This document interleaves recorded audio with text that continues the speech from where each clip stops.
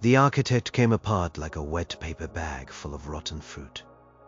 One moment, it was standing there on the grand dais of Sector 7, its long, silvery form shimmering under the perpetual glow of the atmospheric regulators.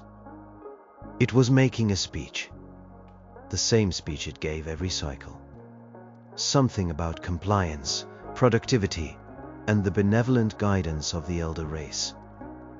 Its voice, a synthesized chorus of harmonious bells, echoed from the public address bias. And then it stopped. The bell tones dissolved into a screech of grinding metal. Sam Weller, who was 50 yards away checking a pressure conduit, felt the sound in his teeth. He looked up, just as everyone else in the plaza did. The architect's shimmering form wavered. A dark stain like spilled ink appeared on its chest. Then its head, a featureless ovoid of polished light, simply fell off. It didn't roll. It hit the pristine white playsteel of the dais and splattered. The contents looked like spoiled yogurt and black, writhing wires. The crowd of 1,000 humans stood frozen for a single silent heartbeat. Then the architect's body ruptured. It wasn't an explosion. It was a wet final sigh. A wave of indescribable stench, like a slaughterhouse left in the sun for a week, washed over the plaza. That's when the screaming started. It wasn't the crowd. Not yet. The scream came from inside Sam's head. Every human on Earth, every man, woman, and child had a conduit implanted at the base of their skull. It was the architect's gift. Instant communication, access to the global data stream, health monitoring. It was their leash. The conduit, which normally hummed with a gentle subliminal energy, was now a hot poker jammed into his brain. A shriek of pure, undiluted static, a billion voices crying out at once, tore through his consciousness. Sam clapped his hands over his ears, a useless gesture. The sound was on the inside. He fell to his knees, his vision swimming in black spots.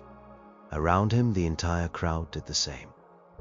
People writhed on the ground, clawing at their own heads, their mouths open in silent, agonized howls that were drowned out by the psychic hurricane. A woman near him began to bleed from her nose and ears. A man convulsed violently, his limbs thumping a frantic rhythm against the plasteel. The world had gone insane. In the space of 10 seconds, the benevolent, all-powerful architects were supposed to be gods. Immortal, unchanging. And Sam had just watched one of them melt like a snowman in July.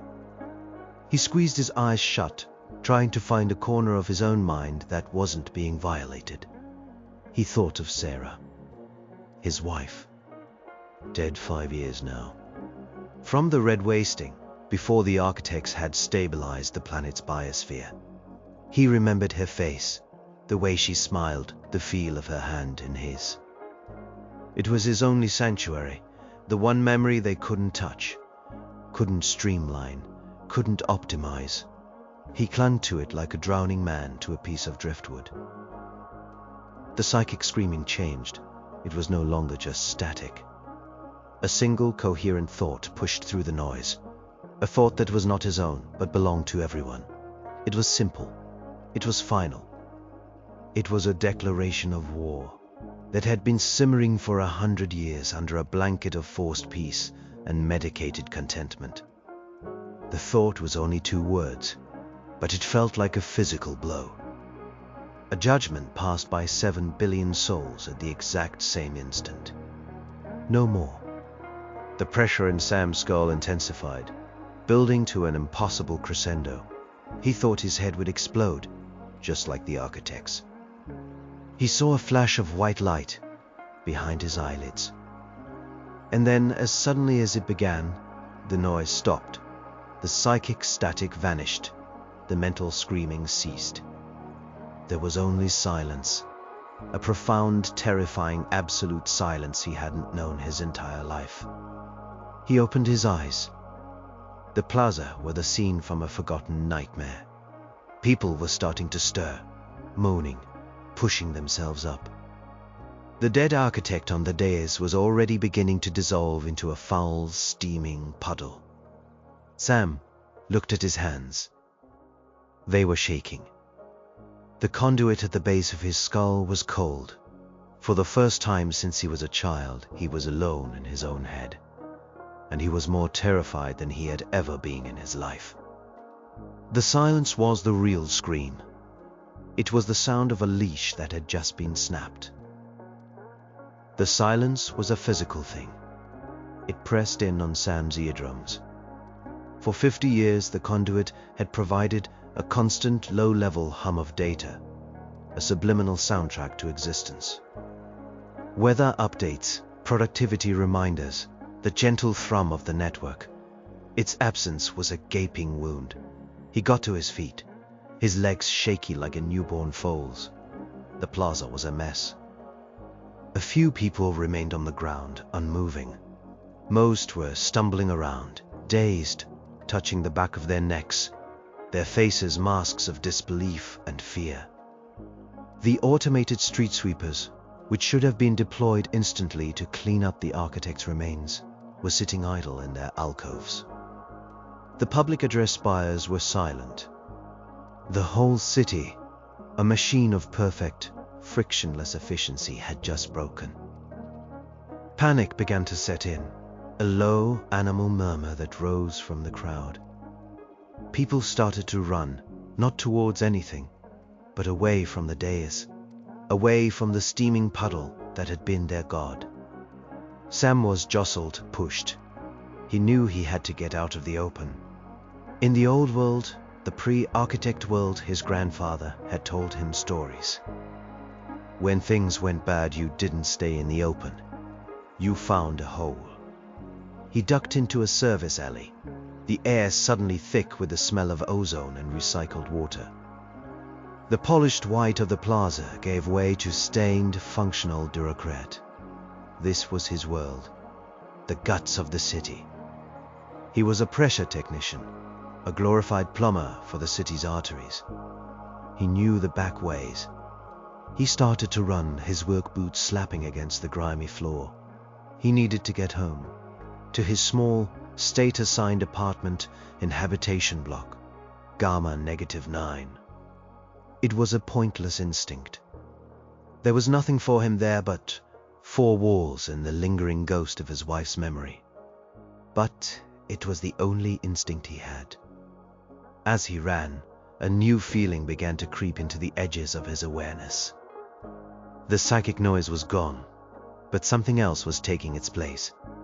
It was faint, like a whisper felt on the skin rather than heard with the ears. It was a low-grade hum of shared emotion. He could feel the panic of the people in the plaza behind him, a frantic, buzzing thing. He could feel a pocket of cold, sharp fear from an apartment block above him. It wasn't the clean, sterile data of the conduit. This was raw, messy human.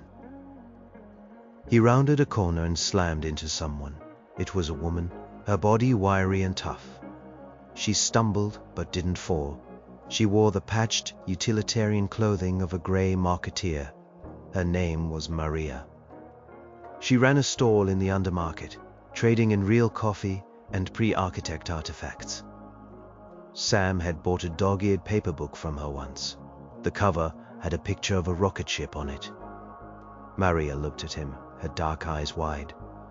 He saw his own terror reflected there, but there was something else too. A flicker of hard-bitten resolve. "Well, she grunted, her voice raspy. "You saw it." Sam just nodded, his throat too dry to speak. "The metal bastard just popped," she said, a hint of grim satisfaction in her voice. Then she touched the back of her own neck. "And this thing," she tapped the spot where her conduit was implanted. "It went dead." "Not dead," Sam managed to say, his voice a croak. "Different." Maria's eyes narrowed. What do you mean, different? Before he could answer, a new sensation flooded him, so sharp and clear it made him gasp. It wasn't an emotion.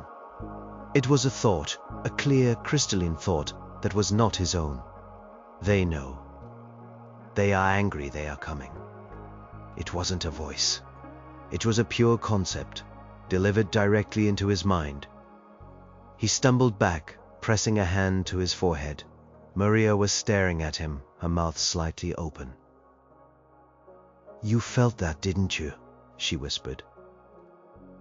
He could feel her own dawning comprehension, her fear mixed with a stubborn refusal to break.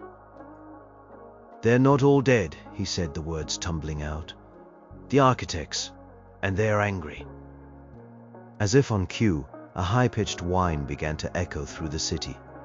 It was a sound Sam knew, the activation sound of the peacekeeper drones. Fast, silent, and ruthlessly efficient. They weren't designed for crowd control. They were designed for termination. The benevolent mask of the architects had fallen off, and underneath was a face of pure, cold fury. The leash was broken, and now the master was coming, not with a gentle tug, but with a sword. The shared feeling between him and Maria shifted. The fear was still there, but now it was sharpened, honed by a new, desperate thought that passed between them without a single word spoken. Run. The whine of the peacekeeper drones grew louder, closer. It was a sound that sliced through the new, strange silence of the city. Sam and Maria didn't need to speak. The shared imperative was a physical force between them. They ran, deeper into the labyrinth of service corridors that honeycombed the city's foundation. This was Sam's territory. He knew which conduits leaked corrosive coolant, which access tunnels were dead ends, and which led to the old, forgotten levels of the city.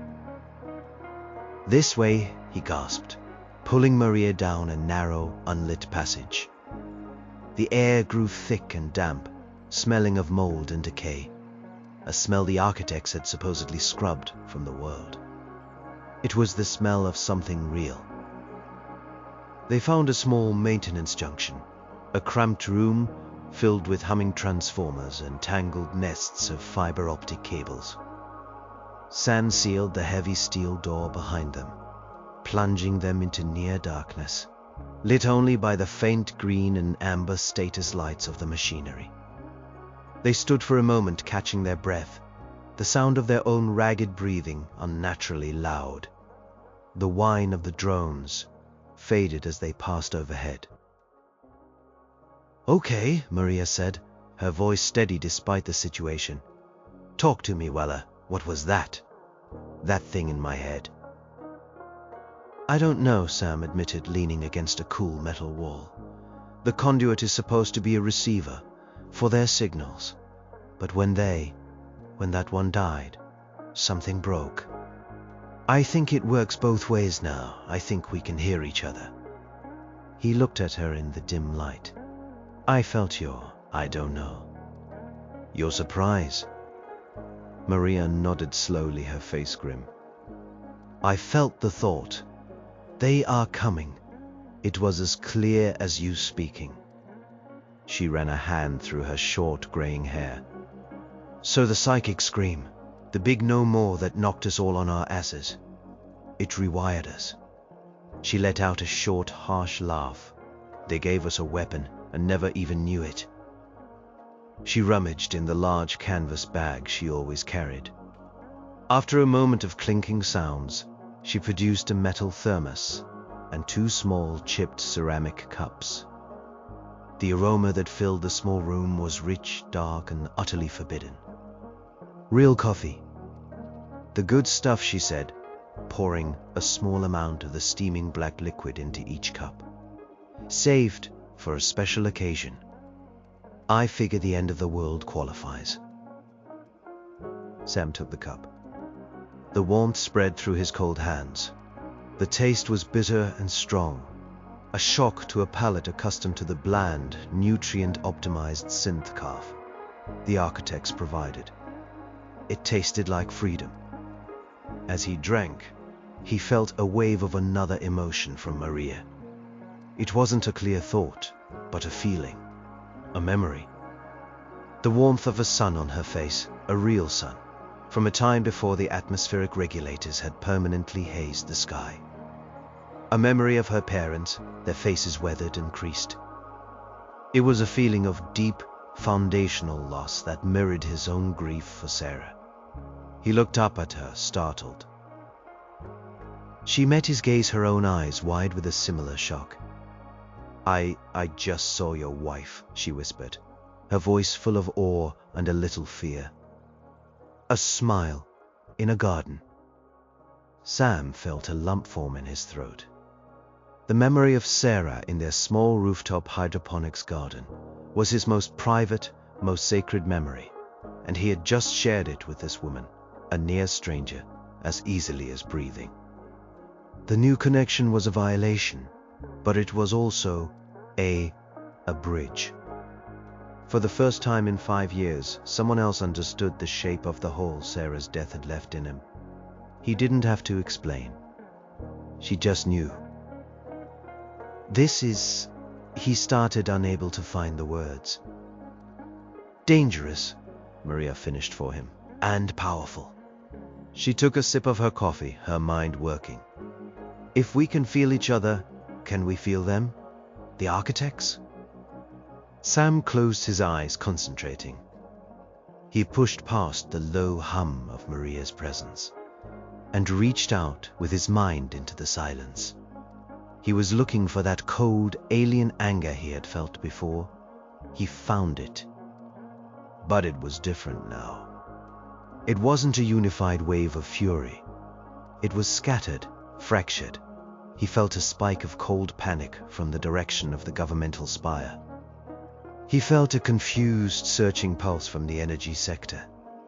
It was like listening to a choir that had suddenly forgotten the song, each member singing a different, discordant note. They're broken, Sam said, his eyes snapping open. That psychic scream. It didn't just break us. It broke them too. Their hive mind is shattered. Before Maria could respond, a sharp, stabbing pain lanced through Sam's right temple. He cried out and dropped his cup, which shattered on the floor. A trickle of blood ran from his nose. Maria rushed to his side, her own face pale. Weller, what is it? They're fighting back, he groaned, clutching his head. They can't control us anymore. Not with pleasure, not with orders. So they're just using pain. Raw, stupid pain. Outside, the whine of the drones returned, this time much lower, much closer. They were sweeping the lower levels, hunting. The architect's leash was broken, and their only remaining tool was the butcher's knife. The pain in Sam's head was a white-hot nail. It wasn't the overwhelming psychic static from before. It was targeted, a sharp, piercing jab designed to incapacitate. He could feel the cold, alien rage behind it, a desperate, clumsy attempt at control. It was like being whipped by an idiot. They're close, Maria said, her voice tight. She was peering through a small crack in the door. I see one, hovering at the end of the corridor. Sam gritted his teeth, the coppery taste of blood in his mouth. They're trying to flush us out, using the conduits to hurt anyone they can see in this sector. He forced himself to think through the throbbing in his skull. His maintenance job had made him an expert in the city's nervous system. The drones are networked, but they're also dumb. They follow heat signatures and signals from the main grid. They're looking for us. So we stay here and let them poke our brains out? Maria shot back, her pragmatism cutting through his pain. No, Sam said, an idea sparking. The transformers. In this room. He pointed a shaky finger at the largest of the humming metal boxes. That's a primary power junction for this sublevel. If I can overload it, it'll create a massive energy spike. It'll blind the drone's sensors for a few minutes. And, he added, a grim thought occurring to him, it should fry any conduits in a 50-meter radius, including ours. Maria stared at him. The conduits were their new weapon, their only way of connecting, of knowing, but they were also the source of this agony, the way the architects could still touch them. It was a terrible choice. To be blind and deaf again but free from the pain, or to keep this strange new sense at the cost of being a target. The choice was made for them when another, more vicious pulse of pain hit Sam, making him cry out and slump against the wall. Do it, Maria said, her face set like stone. Do it now. Sam crawled over to the junction box. His hands were shaking, and the schematic diagrams he knew by heart seemed to swim in his vision. He fumbled with the locking mechanism on the control panel, his fingers slick with sweat. He finally wrenched it open, revealing a complex array of circuit breakers, bypass loops, and coolant feeds. This was his work. His church, he knew every switch. This is going to be loud, he warned, his hand hovering over a large red emergency shunt lever. And it's going to hurt. Just get it done, Weller. He could feel the drone moving closer, its sensors sweeping the corridor. He could feel the architect's frustration growing, the mental jabs becoming more frantic. He took a deep breath, thought of Sarah's smile one last time, a memory he was about to lock away in perfect lonely isolation. Then he slammed the lever down. The sound was a deafening roar as the transformers overloaded. Blue-white electricity arced across the room, filling the air with the sharp scent of ozone. A wave of energy, hot and violent, slammed into Sam, throwing him back against the far wall. The pain in his head wasn't a nail anymore. It was a bomb. For a split second, he felt a final, shared blast of agony from Maria, and then knew to nothing. The connection was severed. The hum of other minds, the alien rage, his link to Maria, all of it vanished, leaving behind the same profound, terrifying silence he'd felt in the plaza. But this time, it was permanent. The conduit at the base of his skull was well and truly dead. A useless piece of metal and ceramic buried in his flesh. The room was dark, the emergency lights having been fried in the surge. The only sound was a low, crackling hiss from the ruined transformers.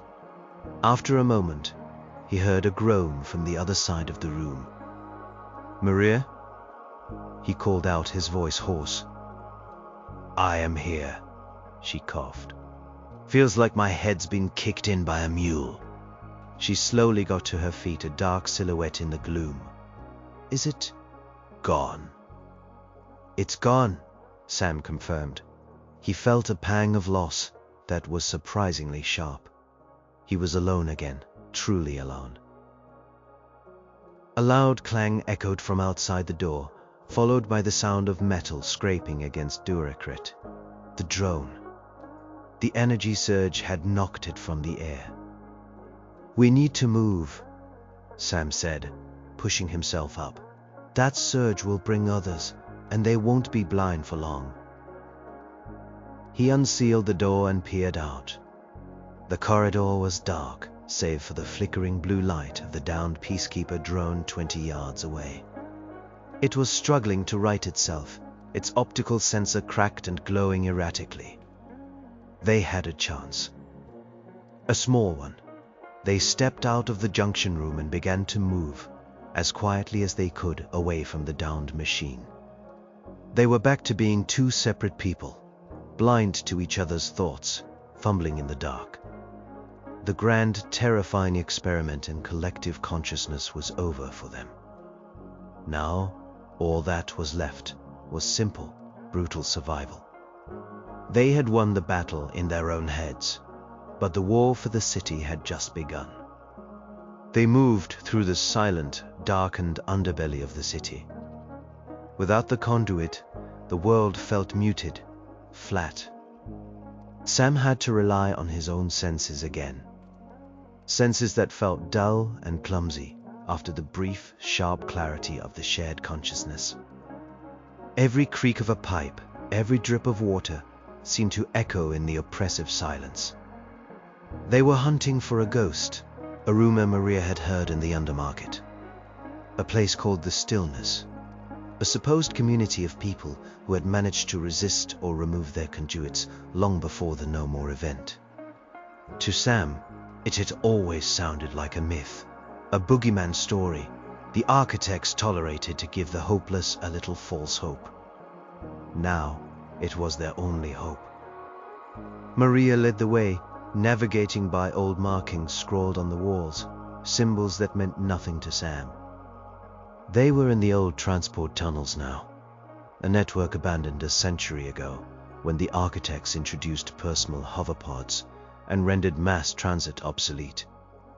The air was stale, thick with the dust of ages.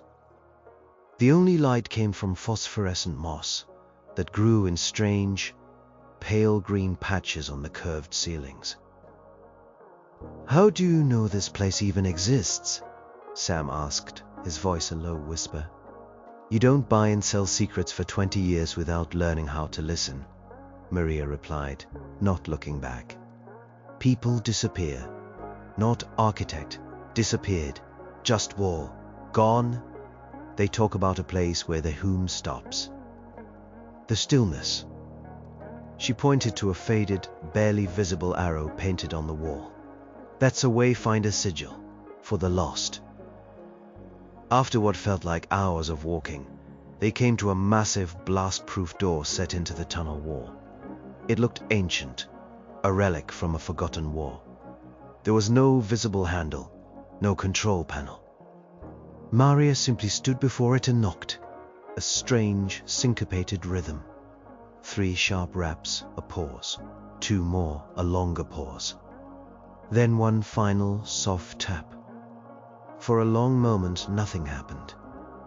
Sam was about to suggest they'd hit a dead end when a small rectangular slot slid open at eye level with a grating sound. A pair of eyes peered out.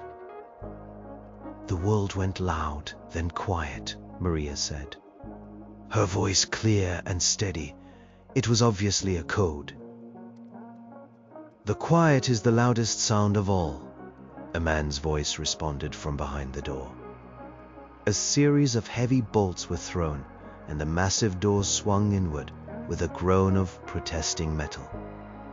A man stood there, holding a battery-powered lantern. He was old, his face a roadmap of wrinkles, but his eyes were sharp. He wore simple, homespun clothes. Behind him, the tunnel opened into a vast, cavernous space. The old central station, it was filled with people. Dozens of them. They had strung lights, planted underground gardens in massive hydroponic bays, and built makeshift homes out of old train cars. A community thriving in the dark. The old man, who introduced himself as Elias, led them inside. The air here was warmer, cleaner. The sounds were of human life, conversation, a child's laughter, the gentle clang of a hammer on metal. It was overwhelming. "You are Cinderheads," Elias said, his eyes on the back of their necks. "The surge burned you out. We've had a few others stumble in, like you, in the last day." He led them to a communal fire pit in the center of the great cavern. A group of people were gathered there, their faces etched with fear and confusion. A young woman with wide, terrified eyes. A man in the tattered remnants of a corporate suit. A boy no older than 12, who sat staring into the flames, not speaking. They were all Cinderheads, survivors of the architect's clumsy, painful retaliation. "We felt it," Elias said, his voice low and somber. "Even without the conduits, we felt it. A tremor in the world. like a great beast rolling over in its sleep. A woman named Anya, who seemed to be the community's medic, approached them. "We need to know what happened up there." Sam and Maria took turns telling their story. The architect dissolving, the psychic scream, the strange brief connection, the drones, the overload at the junction box. As they spoke, they saw understanding dawn on the faces of the others. The terrified young woman, Lena, began to cry softly. She too had been part of a small group, and the pain pulse from the architects had killed her friends. Only she had survived, her conduit now a dead lump. The boy, who they learned was named Kale, had been in a youth education creche when it happened. He wouldn't say what he saw, but his silence was more eloquent than any words. They started to piece it together. The No More event wasn't random. It had been triggered. Kale, in a moment of clarity, finally spoke, his voice a tiny trembling whisper. They were taking the new ones.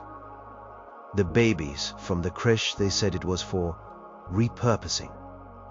The word was sterile, an architect word, but its meaning was monstrous. They were harvesting children. That was the final line, the one thing that made humanity, on a deep, primal, biological level, scream in one unified voice. They pushed too far, Elias said, his voice like gravel. They thought they'd made us into pets. They forgot that even a pet has teeth. He looked from Sam to Maria, then to the other survivors.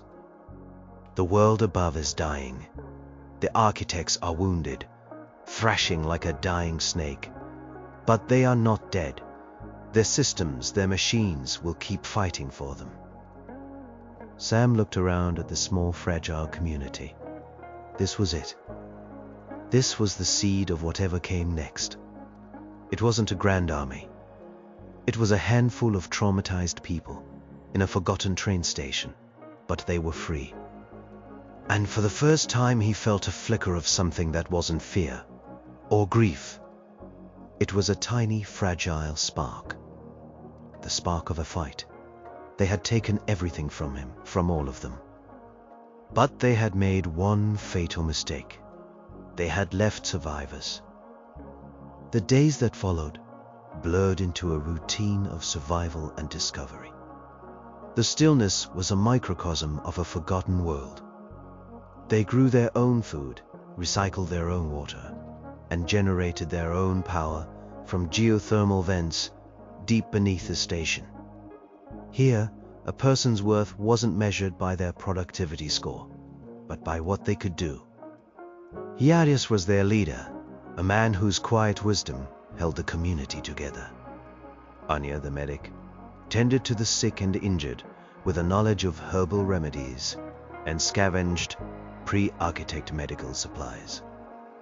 Maria, with her traitor's instincts, quickly became responsible for inventory and rationing. And Sam found his place.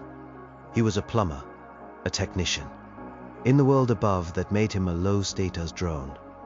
Here, it made him a magician. He understood the city's bones. With a few other mechanically inclined residents, he began to work on the station's failing systems, rerouting power, patching pipes, and reinforcing their defenses. For the first time in years, his work felt meaningful. He wasn't just maintaining a cage, he was building a sanctuary. But a new and unsettling phenomenon was taking root among the survivors, the cinderheads like him. Their conduits were dead, yes, but something lingered. It started with dreams. Sam would dream he was a young woman, Lena, hiding in a ventilation shaft, her heart pounding. He would wake up with the ghost of her terror clinging to him. Lena in turn described dreams, where she was fixing a complex pressure regulator, her hands moving with a confidence and knowledge she didn't possess. It was Sam's knowledge. The boy, Kale, who remained mostly silent, would sometimes hum a tune. a pre-architect folk song Maria's mother used to sing to her. A song Maria hadn't thought of in 30 years. The psychic scream in the subsequent overload hadn't just broken the conduits. It had left an echo, a resonance. They were no longer networked in real time, but their minds had been bruised against each other. They were sharing memories, emotions, and skills, all jumbled together in the chaotic landscape of their subconscious. It was a new, frightening form of intimacy. There was no privacy in their dreams, no solace from the traumas of others. Kale would often wake up screaming, not from his own memories, but from the echoes of what others had seen and suffered. "It's like a psychic scar," Anya explained one evening as she was treating a gash on Sam's arm. "When the connection was severed so violently, it left a trace of everyone you were connected to. The surge fused the pathways, but on a deeper level." "So we're all just bleeding into each other?" Sam asked, disturbed by the thought. "In a way," Anya said, "but it could be a gift too. Think about it. Lena now understands basic engineering without ever studying it. You felt her fear, which means you know the signs of a panic attack and how to help her through it. We are sharing more than just pain. We're sharing knowledge. We're sharing strengths." The proof came a week later. An old section of the western tunnel collapsed, blocking a critical air vent. The station's atmosphere quickly grew stale, heavy with carbon dioxide. Panic began to spread. Elias and his people knew the old structural plans, but they didn't know the specifics of the modern atmospheric systems the architects had installed over the old vents. Sam knew those systems inside and out, but he didn't know the safe routes through the unstable ancient tunnels to get there. That night, as the air grew thin, Sam, Maria, Elias, and a few others gathered around a map. It was hopeless. The two sets of knowledge were incompatible. Desperate, Sam closed his eyes, trying to focus. He reached for that feeling, that echo. He thought of Elias, of the old man's deep instinctual knowledge of the tunnels. He pictured the map, overlaid with the blueprints of the atmospheric systems in his own mind. For a moment, nothing happened. Then, a flicker, a ghost of a memory that wasn't his. A path, a half-forgotten service ladder Elias had seen as a boy, one that wasn't on any map. It led up, bypassing the collapse, and emerged right beside a secondary regulator control unit. An idea, a plan, formed in his mind, built from his knowledge and Elias's memory. "I know a way," Sam said, his eyes flying open. They worked together, a strange new kind of team. Sam guided them through the technical jargon, explaining what tools they would need. Elias pointed out the structural weaknesses on the map, steering them away from danger zones he remembered from decades ago. Maria, using the ghost of a memory from a long-dead smuggler, remembered a hidden cache of tools near their location. They were a single mind, assembled from broken pieces. They were becoming something more than a group of survivors. They were a hive, born from the ashes of the one they had destroyed. It was a clumsy, imperfect connection fraught with psychic noise and shared nightmares. But it was theirs. It was human. And it was the only weapon they had left. The successful repair of the air vent changed everything. It wasn't just a technical victory, it was a psychological one. The Cinderheads and the original residents of the stillness began to see each other not as separate groups, but as two halves of a whole. The dream sharing, once a source of fear, was now cautiously explored. They began to hold sessions where people would describe their fragmented memories, trying to piece together useful skills and information, like a scattered jigsaw puzzle. Kale, the silent boy, turned out to have a near-perfect eidetic memory of the city's public transit routes, from his creche studies, making him an invaluable navigator. Lena's trauma gave her an uncanny ability to sense danger, a hypervigilance that served as an early warning system. Sam, however, was wrestling with a specific recurring ghost. It was a memory fragment, but not from any of the survivors. It was cold, alien, and geometric. A vision of a vast crystalline structure, pulsing with a soft internal light. It was a memory from an architect. A tiny piece of their consciousness lodged in his brain like shrapnel during the No More event. The image was always accompanied by a feeling of profound, serene superiority. A feeling that made Sam's stomach turn. He described the vision to Elias and Maria. "It feels important," he said, struggling to put the alien sensation into words. "Like it's the heart of something, the center." Elias listened intently, his wrinkled face thoughtful. The architects ruled through their network. The conduits were just the endpoints, the terminals. A network that vast must have a central hub, a nexus. "A queen bee," Maria added, her eyes sharp. "You cut the head off a snake and it still thrashes, but you destroy the hive and the swarm dies." The realization settled over them with chilling weight. They hadn't won. They had just angered the beast. The scattered, confused architects were still out there. The drones were still patrolling. The city's automated systems were still hostile. They were living on borrowed time in their hidden sanctuary. As long as the central hub existed, the architects could potentially regroup, reboot their network, or simply unleash the full, unthinking fury of their automated security forces upon the city, until nothing human was left moving.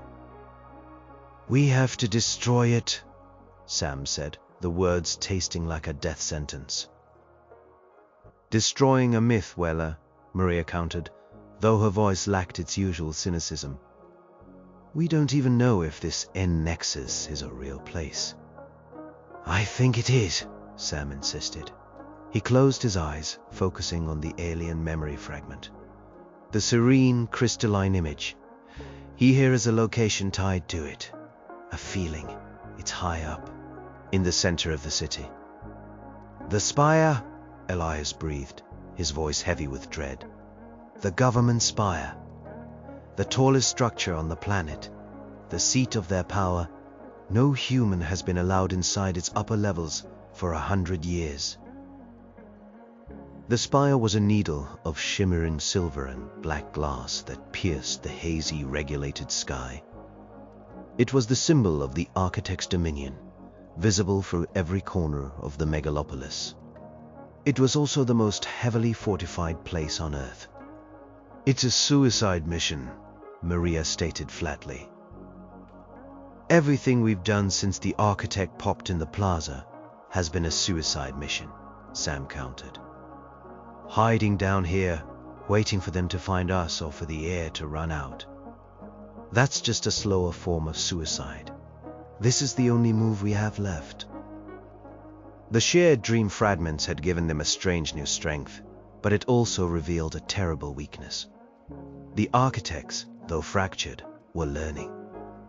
Lena had shared a nightmare of a new kind of drone, one that didn't hunt by heat or energy signatures, but by sniffing out the faint, residual psychic energy of human thought. They were adapting. Their time was running out. A plan began to form. A desperate, impossible strategy built on their unique patchwork skills. Kale would plot the safest route through the city's transit systems to the base of the spire. Maria would organize the supplies and equipment they could scavenge. Elias would coordinate with the people remaining behind, creating diversions. And Sam was the key. His technical knowledge was their weapon, and the alien memory in his head was their map. He had to lead them into the heart of the enemy's fortress, a place designed to be impregnable, to destroy a thing he had only seen in a ghost's memory. He was a plumber from Sector 7, about to declare war on the gods. The journey to the spire was a journey through a dead world. They traveled at night, using the old silent magnetic service tunnels that Cale had mapped out in his mind. The team was small. Sam, Maria, Lena, and a quiet, grim man named Jax, a former corporate security guard who had joined the Stillness years ago. He knew the architect's security protocols better than anyone. The city above was eerie. The perpetual glow of the atmospheric regulators had begun to fail in places, casting long, unnatural shadows. Hollow ads for products no one would ever buy flickered on the sides of buildings, their cheerful jingles sounding like funeral dirges in the silence. There were no people, not a single soul. The only movement was the silent, gliding menace of the peacekeeper drones that swept the empty avenues. Once, they had to freeze in a darkened storefront for over an hour as one of the new sniffer drones passed by, its bulbous head swiveling, tasting the air for the scent of life. Lena, pressed against the wall beside Sam, was trembling uncontrollably, the ghost of the drone's alien perception brushing against her own hypersensitive awareness. "It knows we're here," she whispered, her voice barely audible. "It can't pinpoint us, but it can feel us." "It's just a machine, kid," Jax grunted, his hand resting on the handle of a heavy, industrial-grade plasma cutter. "And all machines can be broken." They finally reached the base of the spire, a monolithic structure that seemed to vanish into the low-hanging clouds. The grand entrance was sealed, guarded by inactive energy fields and dormant defense turrets. "No way through the front door," Jax stated the obvious.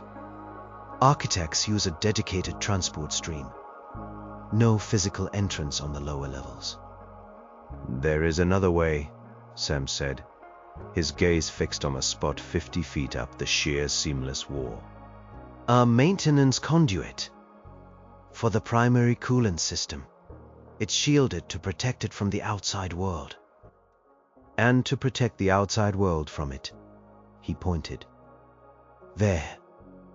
It was an almost invisible seam in the polished metal skin of the spire.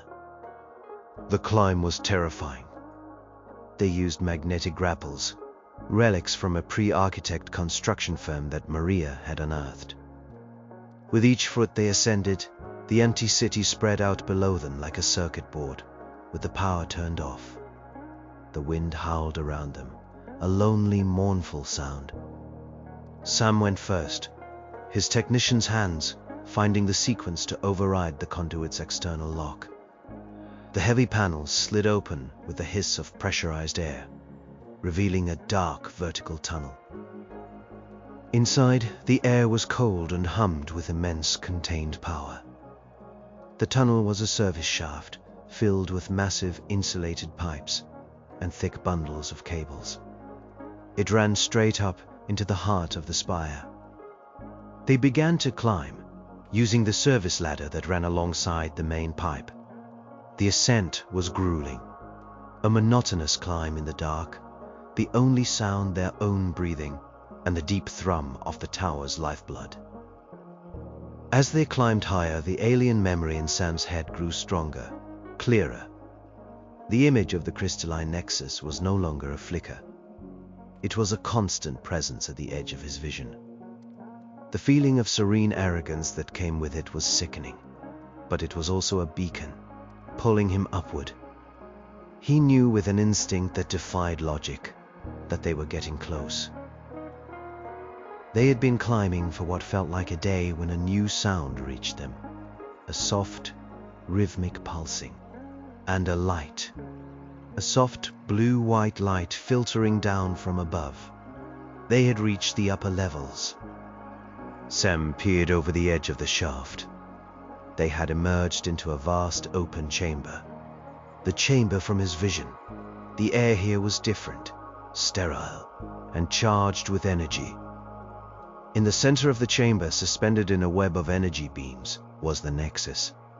It was a flawless, multifaceted crystal, 50 feet tall, pulsing with a slow, steady light like a sleeping heart. It was beautiful, and it was the most evil thing Sam had ever seen.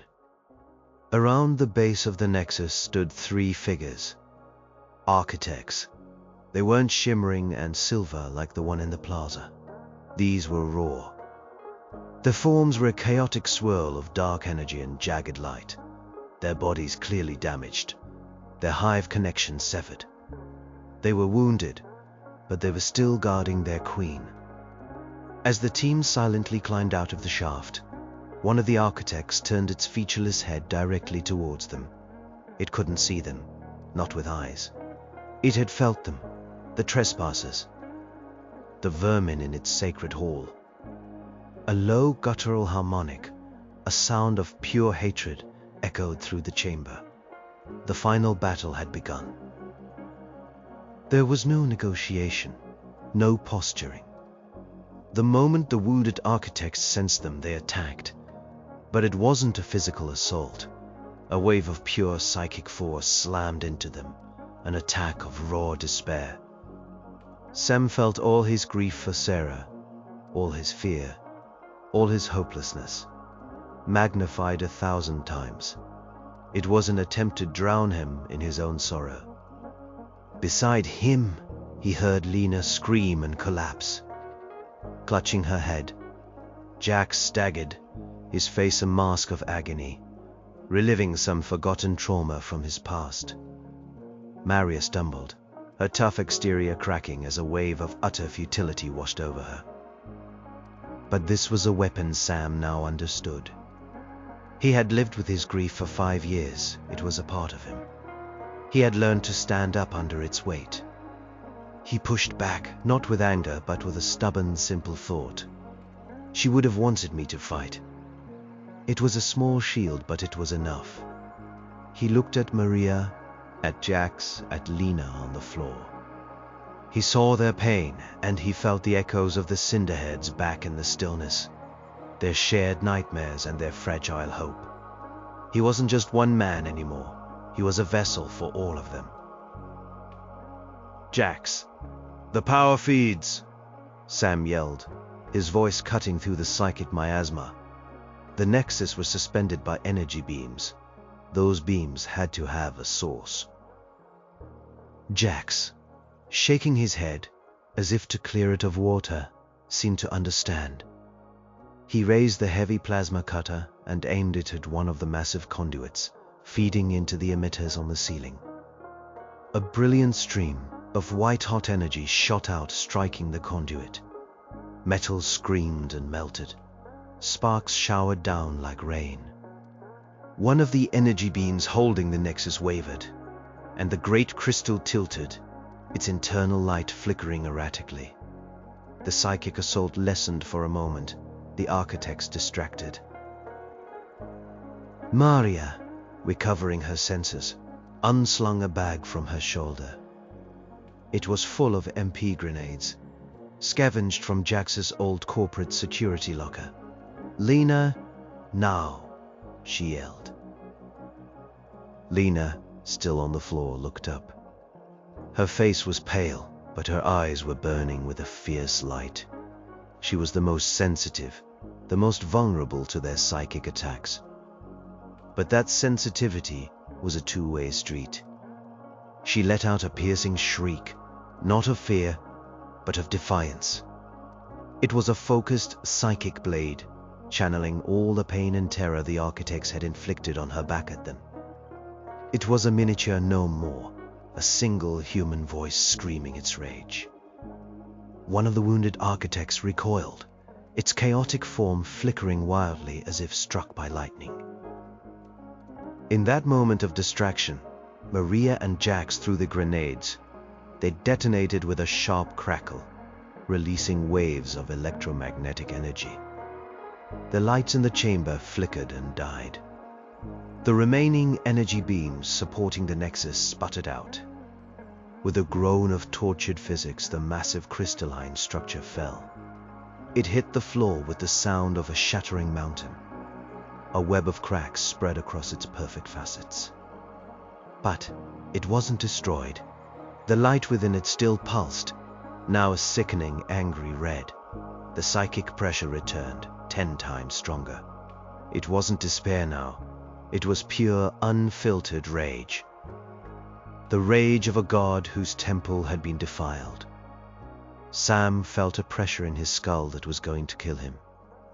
This was it. The last gasp of a dying empire. He knew what he had to do. He wasn't a soldier. He wasn't a psychic. He was a plumber. And he knew that even the strongest system has a weak point, a place where you can give it one good, hard kick, and the whole thing comes crashing down. He stumbled towards the fractured nexus. The alien memory in his head was screaming now, a frantic, desperate plea. Protect the core, preserve the pattern. He saw it then. Deep inside the fractured crystal, a single point of intensely bright light. The core, the seed from which the entire architect consciousness had grown. He ignored the pain, ignored the dying alien screams in his mind. He pulled the heavy industrial wrench from his belt. It was his tool, his symbol. He thought of Sarah's garden. He thought of the taste of Maria's real coffee. He thought of the sound of a child's laughter in the stillness. He thought of 7 billion souls screaming, "No more." He poured all of it, all the love, all the grief, all the stubborn, stupid, beautiful humanity into his one action. He swung the wrench. He brought the heavy steel tool down with all his strength, onto a deep fissure in the crystal, right above the glowing core.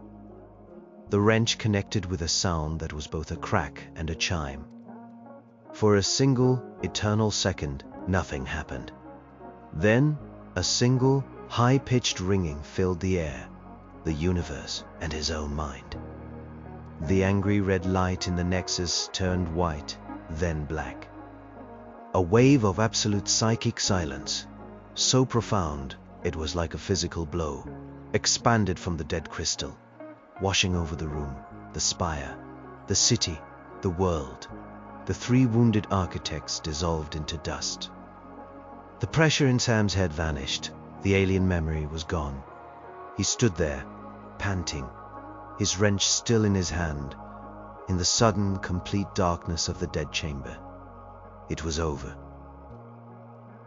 The silence that followed the Nexus's destruction was deeper than any before it.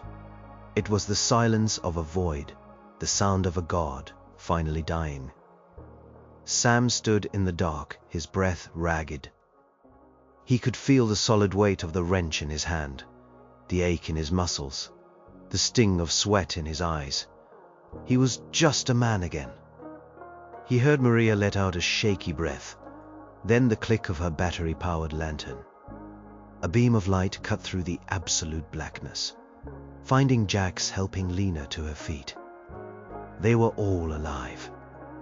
Battered, bruised, psychically scarred, but alive. They made their way back down the spire in a daze. The humming of the coolant pipes had stopped. The tower was just a dead shell of metal and glass. When they emerged from the maintenance conduit near the base, the sun was beginning to rise, or rather, the artificial glow that passed for a sun was beginning to brighten. But it was different, patchy, unstable. Without the master control of the Nexus, the planet-wide atmospheric system was beginning to fail. For the first time in a century, genuine patches of blue sky were visible between the thinning, hazy clouds. A real dawn. As they walked back through the silent streets, a new sound began. It was faint at first, a distant murmur.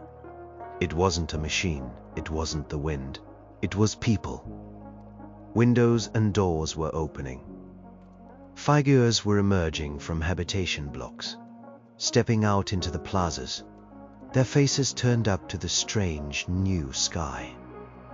The death of the Nexus had sent a final, silent shockwave through every conduit, a signal that the master was gone. The fear that had kept people hiding was evaporating with the morning mist. By the time they reached the entrance to the transport tunnels that led back to the stillness, the murmur had grown to a buzz, then a roar. It was the sound of a city waking up. The sound of 7 billion people talking, shouting, crying, and laughing, all at once. But something else was happening too. Sam felt a faint, tickling sensation at the base of his skull, where his dead conduit lay. It wasn't the cold, sterile data of the architects. It wasn't the shared trauma of the cinderheads. It was something new. A disorganized, chaotic, impossibly vast hum. He looked at Maria and saw in her eyes that she felt it too. The psychic scream had rewired humanity, creating a potential network. The architects had used that network to inflict pain. In the stillness, they had learned to share dreams and skills through its echoes. Now, with the architects' overriding control gone, the network was coming online by itself. A wild, untamed, global consciousness. He could feel faint wisps of emotion from the street above. Confusion, joy, terror, hope. The thoughts of strangers bleeding into the edges of his mind. It was overwhelming. A babble of 7 billion voices in his head, with no one to control it, no one to direct it. This was freedom, and it was terrifying. How do you live when you can feel the joy of a mother finding her lost child in the next block, and at the same time feel the despair of a man starving halfway across the world? How does humanity function as a single, chaotic, empathic organism? They returned to the stillness not as conquering heroes, but as harbingers of a new and deeply uncertain age. Elias met them at the gate, his old face grim. "I can feel it," he said, his voice low. "A buzzing, the whole world is loud." Sam looked at the people of the stillness, then thought of the millions waking up in the city above. The architects were gone. Their empire, built on a foundation of silent, orderly control, had shattered. But in its place was not peace. In its place was noise. The beautiful, terrible, deafening noise of every human soul on earth. Suddenly able to hear one another. No empire survived the moment humanity declared no more. But the question that hung in the air, more potent than any threat the architects had ever posed, was what new world would survive the moment humanity started to listen. Standing there at the dawn of this new age, Sam Weller, the plumber from Sector 7, felt the weight of it all.